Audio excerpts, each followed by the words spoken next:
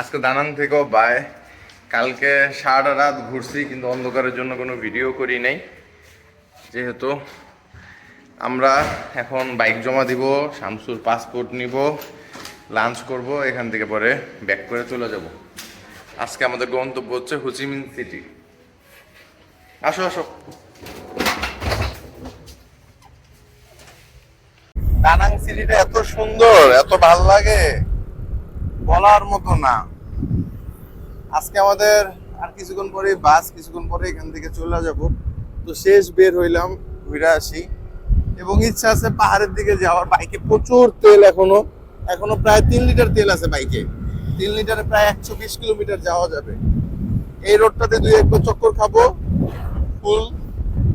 এবং সত্যি কথা, এত ভালো লাগে এই ভিউগুলি, মনে হয় যে ওয়ালপেপার, সিরিয়াসলি মনে হয় ওয়ালপেপার। এবং ওদেরকে আজকে দেখলাম যে ওরা সারা রাত, মানে কি বলে যে সকাল ভোরবেলা উঠা যায় আর রাতের বেলা ঘুমায় যায় খুব তাড়াতাড়ি। 4টার দিকে ওরা ঘুম থেকে উঠে। কি সুন্দর দৃশ্য, হ্যাঁ, চিন্তা করা যায়। ভিয়েতনামে আইসা ডাব খাইতেছি প্রতিনিয়ত, এত মজা লাগে। ডাব সব ছোট, কিছু করার নেই। নো আইস, নো আইস।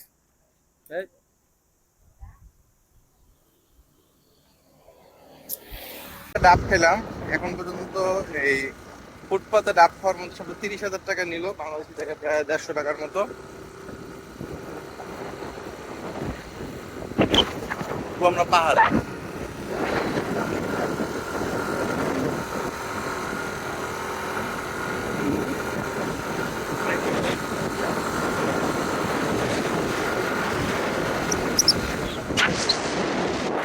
তো কষ্ট করে এই উপরে আসলাম জাস্ট এই ভিউটার জন্য। আমাদের হোটেল ছিল ওই যে নতুন বিল্ডিংটা হইতেছে ওইখানে, বড় দুইটাতে পুরাটা চালায় আসছি।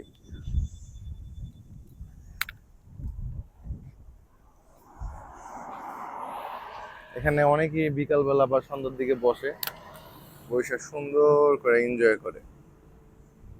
এখন বাইকটা রিটার্ন করে দিব। বাইক রিটার্ন, আমাদের এখন সবকিছু রিটার্ন করে দিবে। নাও তোমার পাসপোর্ট বুঝে নাও, বাইক কি, ওকে এভরিথিং। লোকটার বাইকটা আসলে খুবই ভালো এবং অনেক টাকার তেল আছে ভিতরে। বাইক দিয়ে দিছি, ঘোরাঘুরি যথেষ্ট আমাদের হয়েছে আলহামদুলিল্লাহ। আমরা এখন পাসপোর্ট ভালো করে ঢুকে চলে আসো। এখন হোটেলে যাবো, একটু খাওয়া দাওয়া করে দেন হোচিমিন সিটির উদ্দেশ্যে ব্যাক। আর কোনো কাজ নাই। লাইফের একটা ইউনিক একটা জিনিস খাইতেছি, কারণ এর মতো কখনো এরকম হয় না যে চকলেট দিয়ে লাচ্ছি। এটা আমার লাইফের সবথেকে একটা ইউনিক জিনিস। এটার দাম নিচে হচ্ছে 40,000 ভিয়েতনামি টাকায়। এবং আজকে যেহেতু আমরা চলে যাবো, আমি একটু খাবারের আমাদের হোটেলের মেনুগুলি দেখাই কোনটার দাম কত। যেমন ফিশ মশলা, এটার দাম হচ্ছে 1,55,000। প্রন মশলা 1,65,000। তারপরে এখানে মাটন রোগান জোশ 1,75,000। তারপরে হচ্ছে চিকেন ঝাল ফ্রেজি, এটার দাম হচ্ছে 1,20,000। আর ডিম অমলেট 3 পিস ডিম কারি দিবে 1,10,000, মানে এটা দিবে 1,10,000। আবার এই যে ঝোড়া ঝোড়া থাকবে, এটা ডিম ভুর্জি, ঠিক আছে, এটা হলো 85,000। আবার প্লেন এগ, ওটার দাম হচ্ছে 45। মাসালা এগ। খাবার দামের দাম তুলনামূলক অনেক বেশি আমার কাছে মনে হয়, কারণ এই খাবারগুলি বাংলাদেশি টাকায় অনেক টাকা পড়ে।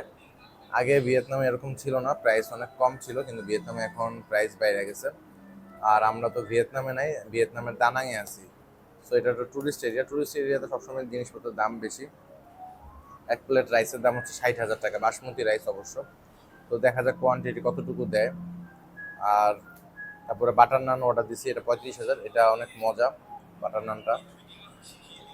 সব কিছু মিলে আমি ভেজ ফ্রাইড রাইস 85,000। আর বাসমতি চালের দাম অলওয়েজ একটু বেশি থাকে। তো আমাদের কালকে আমরা রাত্রে সারাদিনে খাওয়া দাওয়া করছি, প্রায় আমাদের 7,000 টাকা চলে গেছে, ইনক্লুডিং পার পারসন। 3 বেলা খাওয়া দাওয়া 7,500 টাকা, 7,000 টাকা চলে গেছে। তো 3,500 টাকা করে পার পারসন করলো।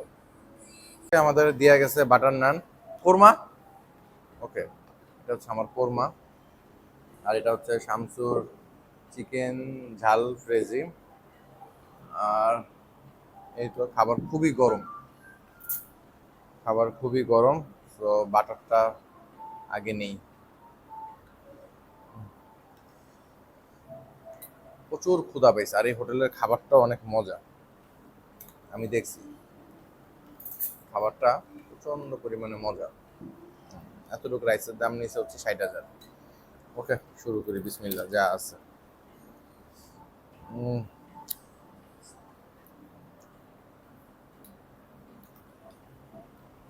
হ্যাঁ, খাবার টেস্ট আছে।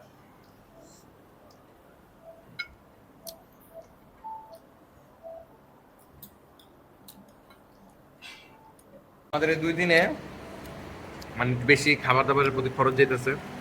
এর আগে আমরা 24 ঘন্টার ভিতরে না খেয়ে ছিলাম, প্রায় অলমোস্ট মানে বিকাল 4টার দিকে খাইছি, আবার পরের দিন 2:30-3টার দিকে খাওয়া দাওয়া করছি, প্রায় অলমোস্ট 24 ঘন্টা।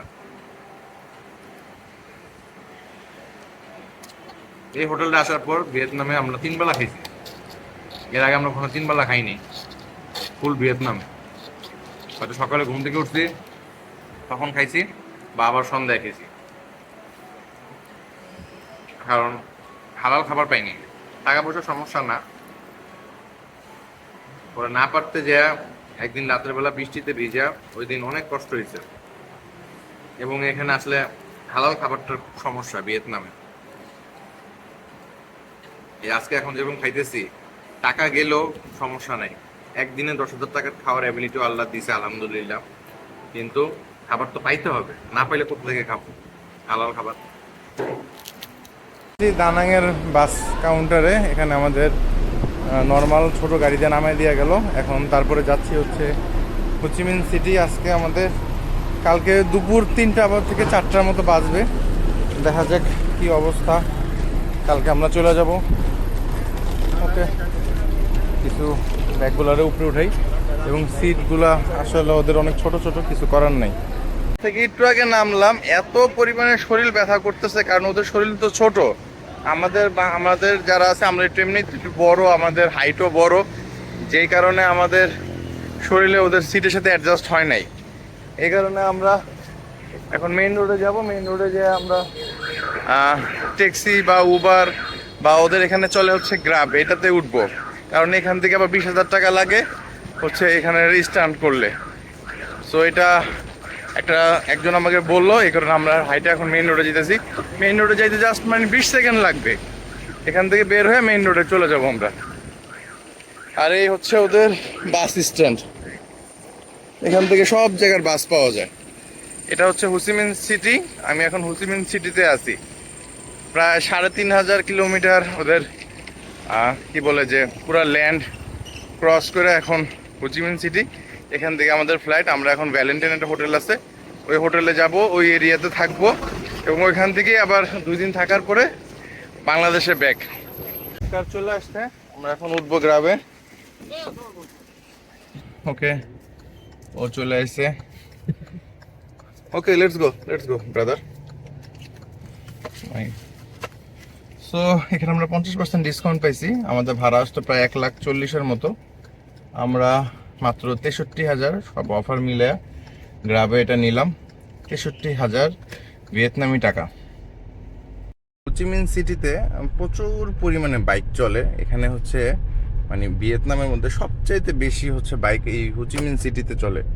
এর আগের বার আমি যখন আসছিলাম তখন আমি বাইক দেখে রীতিমতো পাগল হয়ে গেছি।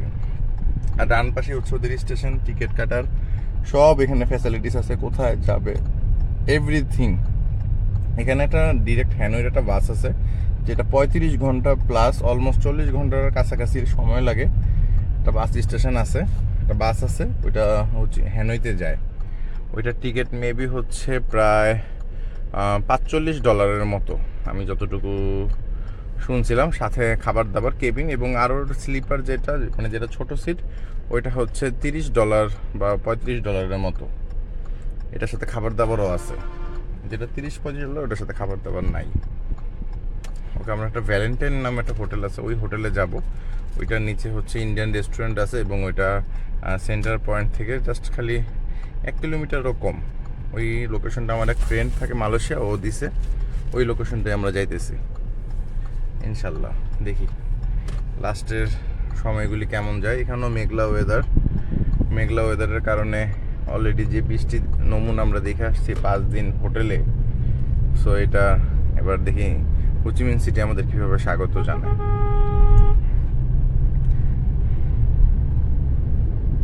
আমি পুরা ভিয়েতনামে এখন হোচিমিন সিটিতে এখন আছি।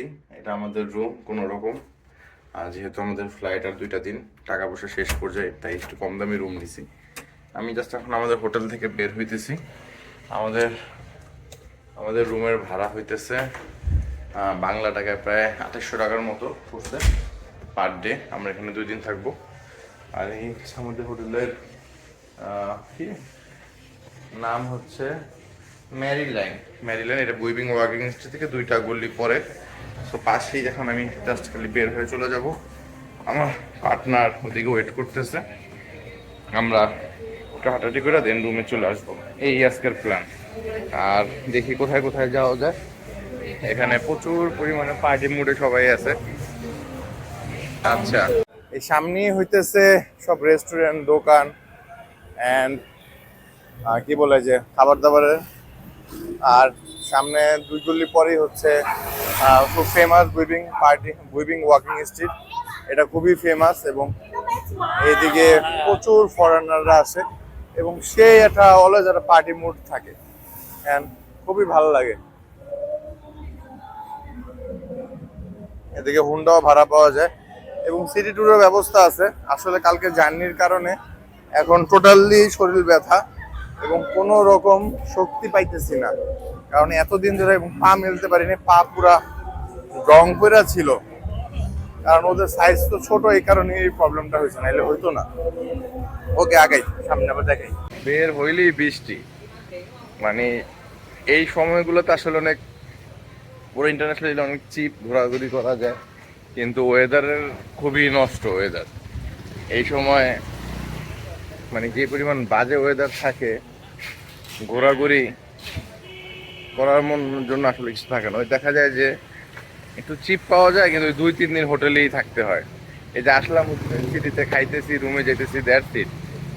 বৃষ্টি হইতেছে অনবরত, কিচ্ছু করার নাই। রাত্রে বের হয়েছি, খাওয়া দাওয়া করছি, রুমে গেছি। এখন অলমোস্ট বাজে প্রায় 2টার মতো, বের হয়েছি, আবার দিনটাই শেষ।